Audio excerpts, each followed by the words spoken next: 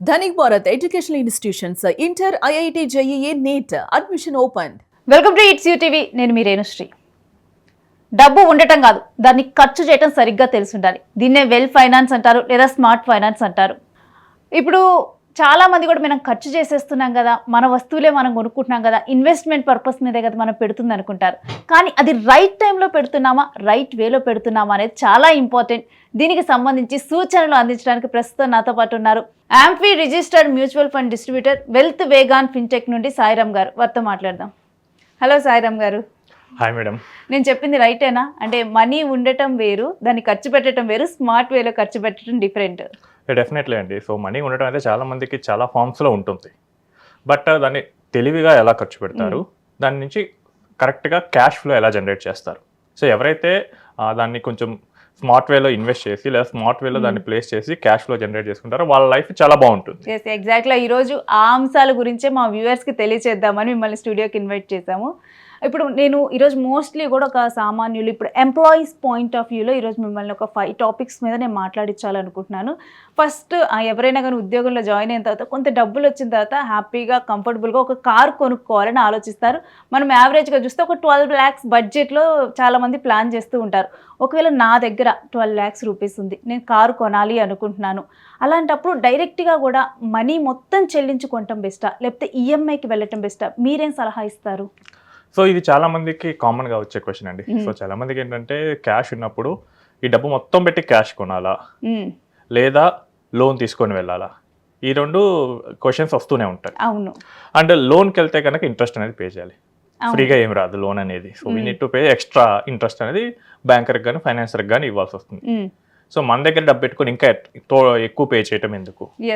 So ఇలా కొంతమంది వాదిస్తూ ఉంటారు. కొంతమంది ఏంటంటే నాకు శాలరీడ్ అన్నారు కాబట్టి మీకు శాలరీడ్ వాళ్ళకి most of the car loans అనేవి 8 to 9% లోపే వస్తుంటాయి. సో 9% నాకు ఇక్కడ లోన్ వస్తుంది, నేను దాన్ని 10%కి ఇన్వెస్ట్ చేసిన నా అమౌంట్ని నేను పాజిటివ్లో ఉన్నట్లే కదా. సో ఇది కొంతమంది ఆలోచన ఉంటుంది. సో 2 కరెక్టే వాళ్ళ వాళ్ళ మైండ్ సెట్ బట్టి. ఇక్కడ మనం ఏంటంటే ఆపర్చునిటీ కాస్ట్ అనేది ఎవాల్యుయేట్ చేసుకుంటాం. ఓకే. సో ఆపర్చునిటీ కాస్ట్ ఏంటంటే నేను మొత్తం లోన్లో తీసుకుంటే నాకు వచ్చే బెనిఫిట్ ఏంటి వర్సెస్ నేను మొత్తం ఒకేసారి పెట్టేస్తే నాకు వచ్చే బెనిఫిట్ ఏంటి, ఈ రెండింటిని మనం ఎవాల్యుయేట్ చేసుకోవాల్సి వస్తుంది. సో చాలా మంది ఏంటంటే ద మూమెంట్ మనం లోన్ అనగానే ఓన్లీ ఇంట్రెస్ట్ కాంపోనెంట్ మాత్రమే చూస్తారు. కానీ వాళ్ళు మర్చిపోతుంది ఏంటంటే మన మనీని అంతకన్నా హయ్యర్ ఇంట్రెస్ట్ వచ్చే దగ్గర, హయ్యర్ ప్రాఫిట్ వచ్చే దగ్గర మనం ఇన్వెస్ట్ చేస్తాం ఆల్టర్నేట్ వేలో. ఇప్పుడు మీరు చెప్పిన దాని ప్రకారం మీ దగ్గర 12 lakhs ఉన్నాయి. సో మీరు కార్ కొనాలనుకున్నారు. ఒక ఆప్షన్ ఏంటంటే లోన్కి వెళ్తే కనుక డైరెక్ట్గా మీకు 2 lakhs డౌన్ పేమెంట్ చేసి మిగిలిన 10 lakhsని లోన్ తీసుకోవచ్చు. నెక్స్ట్ ఈ లోన్ తీసుకున్నప్పుడు ఈ 10 lakhsని నేనేం చేయాలి? సో దాన్ని అయితే ఖాళీగా నేనేమి అకౌంట్లో అయితే ఉంచుకోను కదా, దాన్ని ఎక్కడో చోట వర్కింగ్లో అయితే పెట్టాలి కదా. సో ఒక సింపుల్ ఆప్షన్ ఏంటంటే, సో మనకి ఈ 9% కన్నా ఎక్కడ ఎక్కువ వస్తుంది ఆ ఆప్షన్స్ మనం తీసుకోవాలి. మనం హిస్టారిక్గా చూసుకుంటే కనుక మనకి మెయిన్గా 4 అసెట్స్ క్లాసెస్ ఉంటాయి. ఒకటి real estate, 2 gold silver commodities అంటాం, 3 ఈక్విటీస్, 4 ఫిక్స్డ్ ఇన్కమ్. మనకి ఫిక్స్డ్ ఇన్కమ్ ఎఫ్డీస్ ఇవన్నీ తక్కువే వస్తాయి. సో 9 కన్నా ఎక్కువ కష్టం, దాన్ని ఎలిమినేట్ చేద్దాం. కమోడిటీస్ ఛాన్స్ ఉంది 9 కన్నా ఎక్కువ రావడానికి. మీరు చూసారు గోల్డ్ సిల్వర్ ఈ మధ్య ఎలా పెరిగాయో. కాకపోతే అవి బ్లాక్స్గా పెరుగుతాయి. ఆ బ్లాక్స్ కూడా ఒక్కొక్క బ్లాక్ కి ఎక్కువ టైం పీరియడ్ కూడా ఉండొచ్చు. రిస్క్ అంతే ఉంటుంది, టైం పీరియడ్ కూడా అంతే వెయిట్ చేయాలి. చాలా మంది గోల్డ్ ఏంటంటే స్ట్రైట్ గా పెరుగుతుంది అనుకుంటారు. బట్ 2012 నుంచి 2020 మధ్య చూసుకుంటే జస్ట్ 30,000 నుంచి 40,000 వరకు పెరిగింది అంతే. ఒక 10,000 పెరగడానికి 8 years తీసుకుంది. సో గోల్డ్ రీసెంట్ ర్యాలీని చూసి గోల్డ్ ఈజీగా పెరిగిపోయింది అని అనుకుంటారు. బట్ గోల్డ్కి బ్లాక్స్లో పెరుగుద్ది. ఆ బ్లాక్స్ కూడా చాలా ఎక్కువ లెంతే ఉంటుంది టైం పీరియడ్. అదేంటంటే ఎక్కువ ఒకవేళ వర్కౌట్ అవ్వకపోయినా భరించగలను అనుకుంటే గోల్డ్ ఆర్ సిల్వర్కి వెళ్ళచ్చు. నెక్స్ట్ రియల్ ఎస్టేట్, ఇది పెద్ద మొత్తంలో పెట్టాల్సి వస్తుంది. అంటే మన దగ్గర ఉంటే 10 lakhs, అక్కడ ల్యాండ్ కనుక 20 lakhs ఉంటే అది వర్కౌట్ అవ్వకపోవచ్చు. And most of the transactions చాలా వరకు బ్లాక్లోనే జరుగుతాయి. సో అఫీషియల్గా మనం మళ్ళీ తీసుకోలేం వైట్గా. 4వది ఈక్విటీస్, ఇది చాలా సింపుల్ వేగా ఇన్వెస్ట్ చేసుకోవచ్చు. ఈక్విటీస్లో కూడా సింపుల్గా ఒక మ్యూచువల్ ఫండ్, ఎందుకంటే ఈక్విటీస్లో ఇన్వెస్ట్ చేయాలంటే చాలా స్కిల్ కావాలి, అదంతా నాకు వద్దు అనుకుంటే డైరెక్ట్గా ఒక మ్యూచువల్ ఫండ్లో మనం ఇన్వెస్ట్ చేసుకుంటే లాంగ్ టర్మ్ యావరేజ్ 12% రిటర్న్ మనకు వర్కౌట్ అయింది అనుకుందాం. నేను ఇక్కడ ఇంట్రెస్ట్ కడుతుంది ఎంత? 10%. 9% వాళ్ళ ప్రొఫైల్ బట్టి. నాకు ఇక్కడ 12% వచ్చింది. సో ఈ గ్యాప్ 3% ఉంది. ఇది నాకు ప్రాఫిట్ వస్తుంది. ఒకవేళ నేను 6 years పే చేశాను అనుకోండి, నా 10 lakhs నేను ఇన్వెస్ట్ చేసింది 12% మీద నాకు వర్కౌట్ అయితే it will go and give another 10 lakhs as a profit. So 10కి 10 20 ఉంటుంది. 6 years తర్వాత కొత్త మోడల్ కార్కి నేను అప్గ్రేడ్ అవ్వాలనుకుంటాను. అప్పుడు నా పాత కార్ అమ్మేస్తే ఎంతో కొంత వస్తుంది. సో ఇప్పుడు ఏంటి, నాకు కార్ అమ్మిన వాల్యూ ప్లస్ నేను ఈ 10 lakhs ఇన్వెస్ట్ చేసిన దాంతో ఇంకొక 10 lakhs 20 lakhs ప్లస్ ఈ కార్ అమ్మిన వాల్యూ. సో ఆ రోజు అదొక 2 lakhs వచ్చింది అనుకుంటా, 22 lakhs నా దగ్గర ఉంటాయి. అలా కాకుండా నేను మొత్తం తీసుకెళ్ళి I bought a car. 6 years తర్వాత చూసుకుందాం. 6 years తర్వాత నేను కార్ అమ్మితే నాకు 2 lakhs నాకు వస్తాయి. ఇప్పుడు నేను అప్గ్రేడ్ అవ్వాలంటే మళ్ళీ నా దగ్గర నుంచి క్యాపిటల్ పెట్టాలి కదా. సో తెలివైన ఇన్వెస్టర్స్ లేదా తెలివైన వాళ్ళు ఏం చేస్తారంటే వాళ్ళ మనీని ఎప్పుడు హయ్యర్ రిటర్న్ వచ్చే దగ్గర పెట్టుకుంటారు. అండ్ వాళ్ళు ఏదైనా కొనుక్కోవాల్సి వస్తే తక్కువ కాస్ట్ వచ్చే దగ్గర నుంచి తీసుకుంటారు. బిజినెస్ మ్యాన్ చేసే వాళ్ళందరూ ఇదే. బిజినెస్ చేసే వాళ్ళందరూ ఏం చేస్తారు, బ్యాంక్ దగ్గర నుంచి ఇంట్రెస్ట్ తెచ్చుకుంటారు.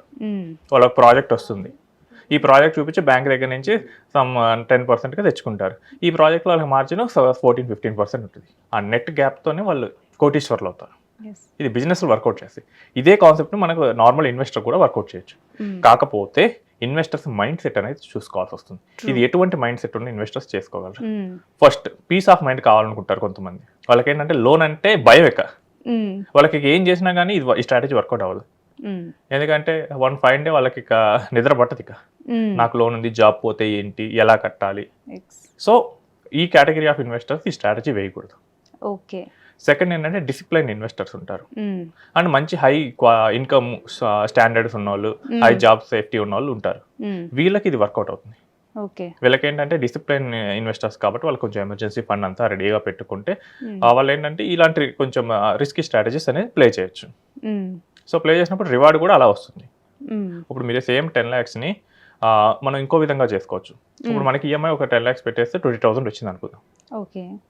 సో నేను 5,000 కడతాను, మిగిలిన 15,000ని నేను పెట్టిన ఇన్వెస్ట్మెంట్ నుంచి తీసుకుంటాను. మ్యూచువల్ ఫండ్లో పెట్టి మనకి SWP అనే ఆప్షన్ ఉంది. దాని ద్వారా ఎవ్రీ మంత్ మనం 15,000 విత్డ్రా చేసుకోవచ్చు. ఇప్పుడు నేను నా పాకెట్లోంచి 5,000 కడతాను, నా ఇన్వెస్ట్మెంట్ నుంచి 15,000 వేస్తే 20,000 నేను ఈఎంఐ కట్టుకుంటాను. ఇలా 5 years తర్వాత చూసుకుంటే నాకు ఈ ఇన్వెస్ట్మెంట్ నుంచి 5 lakhs ఉంటుంది, నా లోన్ క్లియర్ అయిపోతుంది.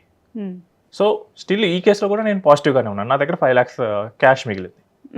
సో ఇదేంటంటే డిసిప్లైన్ ఇన్వెస్టర్స్ అనేది వీళ్ళు అప్రోచ్ చేస్తే కనుక ఈ స్ట్రాటజీలో మనకి ఒక 5 lakhs అయినా కానీ మనకి 10 lakhs కార్ కొనాలంటే 5 lakhs SWP ద్వారా మనం ప్రాఫిట్ అనేది జనరేట్ చేయొచ్చు ఫైనల్గా.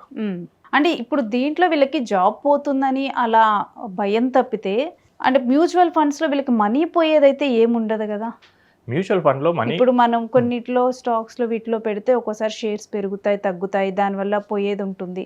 ఈ మ్యూచువల్ ఫండ్స్లో రిస్క్ ఎలా ఉంటుంది, ఉంటుందా ఉండదా? అసలు మ్యూచువల్ ఫండ్ ఎలా పనిచేస్తుందో తెలుసుకుంటే కనుక దాని రిస్క్ అర్థమవుతుంది. నార్మల్గా చాలా మంది మనకి న్యూస్లో చూసినా కానీ ఫ్రాడ్స్ అనేవి షేర్స్లో ఎక్కువ జరుగుతూ ఉంటాయి. అవును. బట్ మనం ఎక్కడైనా మ్యూచువల్ ఫండ్లో పెట్టి ఫ్రాడ్ జరిగిందని ఎక్కడైనా చూసామా?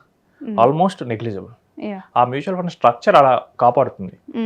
మీరు మ్యూచువల్ ఫండ్లో ఇన్వెస్ట్ చేస్తే మీ మనీని ఫండ్ మేనేజర్ అనే ఒక అతను ఉంటాడు, అతను మీ తరపు నుంచి క్వాలిటీ కంపెనీస్లో వాళ్ళు రీసెర్చ్ చేసి ఇన్వెస్ట్ చేస్తారు. ఈ కంపెనీస్ ఏంటి, ఫండ్ మేనేజ్మెంట్ కంపెనీస్ ఏంటంటే SBI mutual fund, HDFC mutual fund, ICICI mutual fund, ఎంత బిగ్ బ్రాండ్స్. వాళ్ళు ఒక పెద్ద ఇన్వెస్ట్మెంట్ టీమ్ని హైర్ చేసుకుంటారు.